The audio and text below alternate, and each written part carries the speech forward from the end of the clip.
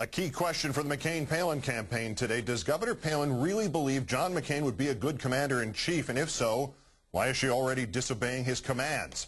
Our fourth story tonight, based on multiple reports from multiple sources, Sarah Palin is a rogue GOP elephant.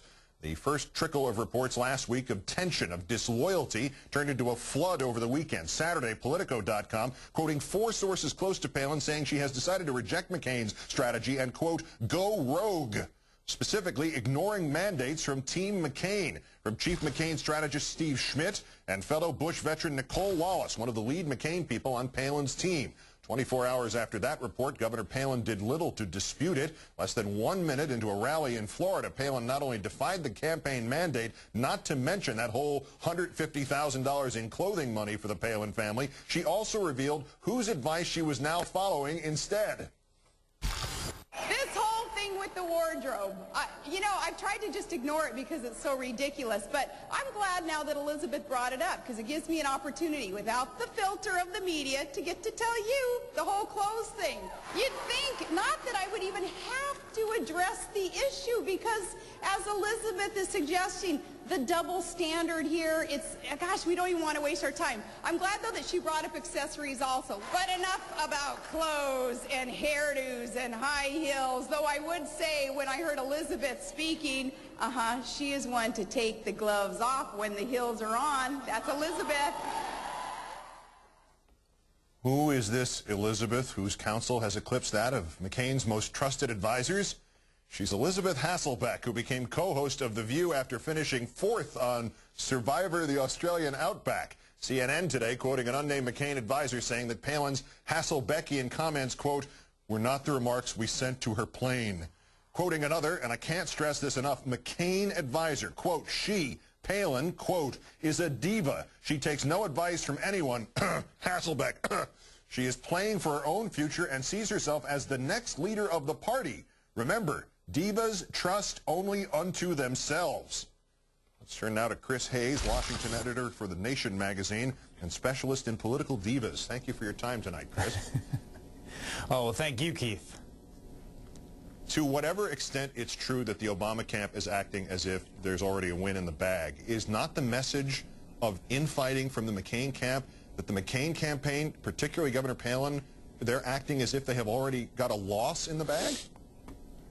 Yeah, absolutely. I mean, what we're seeing is the breakdown of discipline that's really quite staggering, actually. I mean, you always got to be a little careful about stories that are naming on, that come with blind quotes and unnamed sources. But a lot of the reporting that was done over the weekend is done by people I really trust. And at this point, it's pretty clear that there is an all-out civil war between the 2 principal members of the ticket and their staffs. And already it seems like the main political fight that's happening internally in the campaign is people's political fight to save their jobs and to save their reputations, most importantly, and their livelihoods once this campaign is over.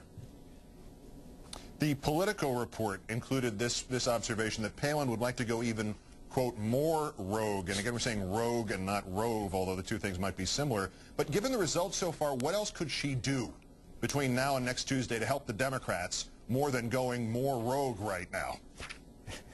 Well, I have honestly no idea, although I will say that going more rogue is definitely my favorite phrase thus far of the entire campaign season. I mean, what she did today was actually, I thought, pretty shocking in terms of the rally clip that you played earlier.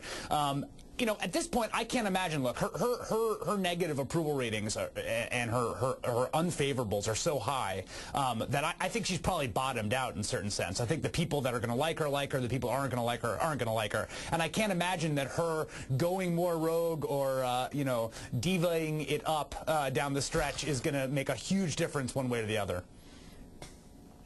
Except for this, I mean, the McCain aides who are then returning fire here, or taking shots off the record, and maybe by the end of the week they'll be on the record at Palin. Are they not essentially, these shots, are they not also boomerangs in that any critique of her reflects still on McCain because, after all, McCain chose her? It's not like she was already there when he got the nomination. Absolutely. It's tremendously selfish and stupid to give these blind quotes that they're giving. I mean, it's really remarkable. Look, you know, there's a week left in the campaign, and you're exactly right. I mean, John McCain, and let's remember, as we know from the Draper story in the New York Times Magazine over the weekend, and his staff were behind the Palin pick. So they cannot, you know, there is no one to blame but themselves when this is all sort of computed in the final analysis. The American Spectator reported today that the anti-Palin stuff is in fact coming from those who transferred out of the Mitt Romney campaign into the McCain overall GOP effort, hoping to knock her down so that Romney would have a comparatively clear path, I suppose, or at least an easier path in 2012. But if that is true, does it not also suggest, A, that McCain's staff, again, already is assuming this election is over and McCain is done, and B, that a violation of the Reagan 11th commandment, thou shalt not speak ill of a fellow Republican, by itself just suggests that what's ahead for the Republican Party, unless there is a victory next Tuesday, is a serious and long-term fracture? I think that's exactly what it represents. I mean, I will admit to some schadenfreude as I watch this spectacle ensue, but the breakdown in discipline from a party that has been, if nothing, ruthlessly disciplined and united often over the last 8 years is really something to see. And it's often the case that an army in retreat loses discipline. And so it's not surprising that this is what we're seeing. What is surprising is that we're seeing it before Election Day even happens. Chris Hayes, the Washington editor for The Nation. More rogue is the phrase. Many thanks, Chris. Thank you, Keith.